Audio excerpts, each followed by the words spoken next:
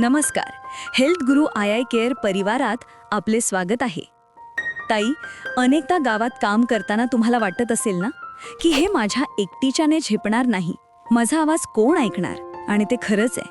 अत्याचार रोखणं हे एका स्त्रीचं काम नाहीच. पण लक्षात ठेवा, एकटीचं बोट कुणालाही घाबरवू शकत नाही. पण जेव्हा 5 बोटं एकत्र येतात तेव्हा त्याची मूठ बनते. आणि ही एकजुटीची मूठ अन्यायाला नक्कीच फोडून काढू शकते. तुम्ही एकट्या नाही आहात. गावातील महिला मंडळ, बचत गट, अंगणवाडी सेविका आणि ग्राम आरोग्य समिती ही तुमची ताकद आहे. जेव्हा हजारो स्त्रियांचा आवाज एकत्र येतो तेव्हा तो आवाज कोणीही दाबू शकत नाही. आता एक सोपा पण जालीम उपाय ऐका. जर एखाद्या घरात हिंसाचार होत असेल तर तिथे जाऊन भांडण करायची गरज नाही. तुमच्या महिला गटाने फक्त त्या घराबाहेर जाऊन शांतपणे उभं राहायचं आहे. काहीही बोलायचं नाही, फक्त बघायचं आहे.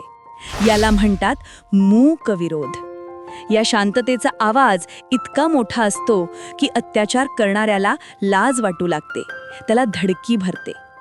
पण ताई, हे करताना स्वतःचा जीव धोक्यात घालू नका. एक नियम काळजावर कोरून ठेवा: मदतीला जाताना कधीही एकटे जाऊ नका.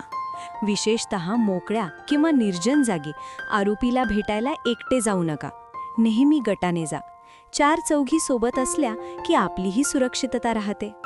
प्रतिबंध हा उपचारापेक्षा केव्हाही बरा. नवरा मारतो म्हणजे प्रेम करतो, आता हे थोतांड बंद करा. मुलींना आणि महिलांना एकत्र आणा. त्यांना आपले हक्क सांगा. जेव्हा समाज जागा होतो तेव्हा गुन्हेगारांना वाव मिळत नाही.